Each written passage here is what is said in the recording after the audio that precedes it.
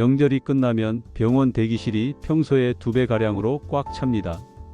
특히 60대 이후 환자분들이 대부분이죠. 놀랍게도 그중 절반 이상이 스트레스성 증상으로 오신 겁니다. 혈압이 오르고 가슴이 두근거리고 심지어 명절 지나고 며칠 뒤에는 병원 침대에 누워있는 경우도 있죠. 자, 여러분. 추석이든 설날이든 명절이 끝날 때마다 우리는 흔히 명절 증후군을 이야기합니다. 그런데 60대 이후에는 명절 스트레스의 양상이 완전히 달라집니다. 명절 스트레스로 병원을 더 자주 찾는 쪽이 남자일까요? 여자일까요? 바로 남자라는 사실. 어떠세요? 의외라고요? 여자는 일을 해야 해서 힘들고 남자는 내가 나서야 할 곳이 없어서 힘듭니다. 이게 바로 명절 스트레스의 진짜 모습입니다. 제가 지인 의사한테 들은 이야기입니다. 명절 직후, 특히 연휴 다음 주 월요일이 되면 내과, 순환기내과, 정신건강의학과가 가장 붐빈다고 합니다. 그런데 재밌는 건 남자 환자 비율이 평소보다 30% 이상 늘어난다는 겁니다. 별일 없는데 가슴이 답답해요. 머리가 무겁고 잠을 못 자겠어요. 혈압이 갑자기 올랐어요. 검사를 해봐도 특별한 이상은 없습니다. 그러면 의사 선생님들이 뭐라고 하냐? 스트레스 관리 잘하시고 좀 쉬세요. 근데 이게 끝이 아닙니다. 여성 환자들도 많이 옵니다. 다만 증상이 다릅니다. 온몸이 쑤셔요. 입맛이 없고 기운이 하나도 없어요. 자꾸 눈물이 나요. 이건 단순한 피로가 아닙니다. 정신적 탈진, 의학 용어로 번아웃입니다. 그런데 여기서 중요한 질문 하나. 왜 명절은 쉬는 날인데 오히려 병원에 가게 만들까요? 많은 분들이 오해하시는 게 있습니다. 남자는 명절에 편하게 쉬잖아? 천만의 말씀입니다. 남자들, 특히 중년 남성들은 명절이 제일 불편합니다. 왜냐? 첫째, 역할이 애매합니다. 집에서 뭘 해야 할지 모릅니다. 설거지 하려니까 가만히 계세요. 그러고 TV 보자니까 눈치 보이고. 둘째, 대화에서 소외됩니다. 아내는 시댁 식구들이랑 얘기하고 아이들은 핸드폰 보고 본인은 그냥 있습니다. 셋째, 경제적 부담입니다. 은퇴했거나 수입이 줄어드는 시기임에도 불구하고 60대 이상 중장년층이 꼽는 명절 스트레스 1위는 바로 선물, 용돈, 세뱃돈 등 비용 부담입니다. 넷째, 존재감이 희미해집니다. 나 없어도 되는 거 아냐?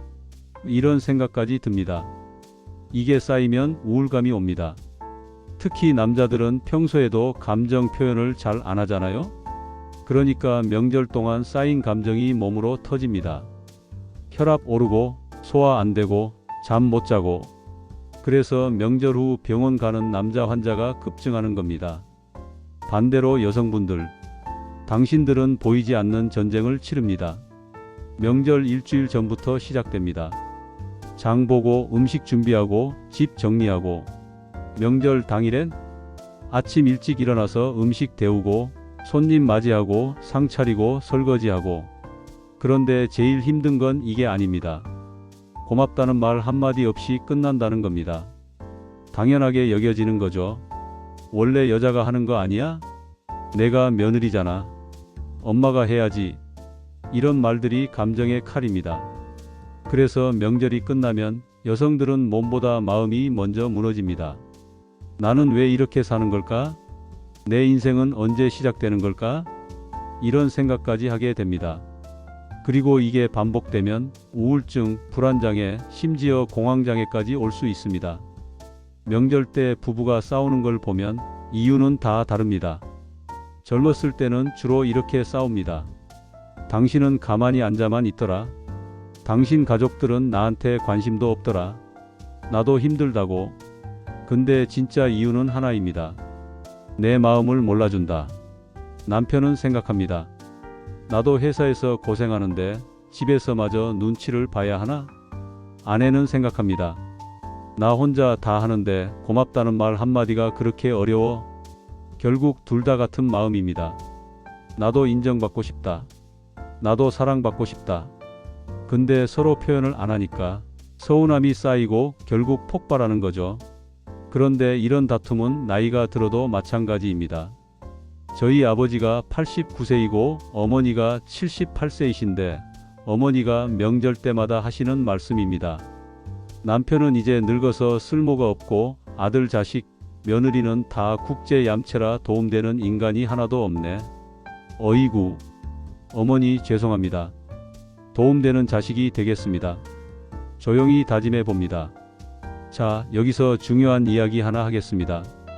스트레스는 기분 문제가 아닙니다. 스트레스를 받으면 우리 몸에서 코르티솔이라는 호르몬이 나옵니다. 이게 많아지면 혈압이 오릅니다. 혈당이 오릅니다. 면역력이 떨어집니다. 심장박동이 불규칙해집니다. 즉, 명절 스트레스가 반복되면 고혈압, 당뇨, 심장질환, 위염, 불면증까지 올 수 있습니다. 심지어 최근 연구에선 만성 스트레스가 치매 위험을 2배 이상 높인다는 결과도 나왔습니다. 명절 스트레스 절대 가볍게 넘기면 안 됩니다. 그럼 어떻게 해야 할까요? 첫째, 역할을 미리 나누세요. 명절 전에 가족회의 한번 해보세요. 이번엔 설거지는 남편이, 음식 데우는 건 딸이. 이렇게 정하면 불만이 50% 줄어듭니다. 둘째, 명절 다음 날은 무조건 쉬세요. 명절 끝나고 바로 일상으로 돌아가면 안 됩니다.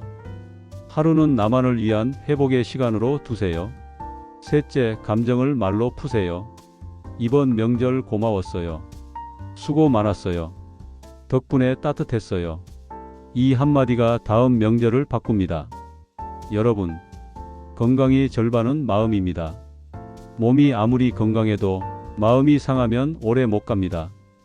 병보다 무서운 게 혼자 삼키는 감정입니다. 명절이 두렵다면 그 마음부터 털어놓으세요. 가족에게, 친구에게, 혹은 전문가에게. 건강한 노충기 씨에게라도 말해보세요. 말하는 것만으로도 병의 절반은 예방할 수 있습니다. 명절은 결국 가족이 함께 웃기 위한 날입니다. 서로의 다름을 인정하고 마음을 나누면 명절은 스트레스가 아닌 휴식의 선물이 됩니다. 주변에 명절이 두려운 분 계시면 이 영상 꼭 공유해 주세요. 그리고 지금 따뜻한 말 한마디 전해주세요. 직접 전하기 어렵다면 아래 댓글에 수고했어요, 고마워요 라고 적어주세요. 서로에게 전하는 따뜻한 마음, 건강한 마음이 있어야 진짜 인생 2막이 시작됩니다. 오늘 이야기 공감되신다면 구독과 좋아요, 알림 설정해 주세요. 영상 제작에 큰 도움이 됩니다. 다음 영상에서 뵙겠습니다.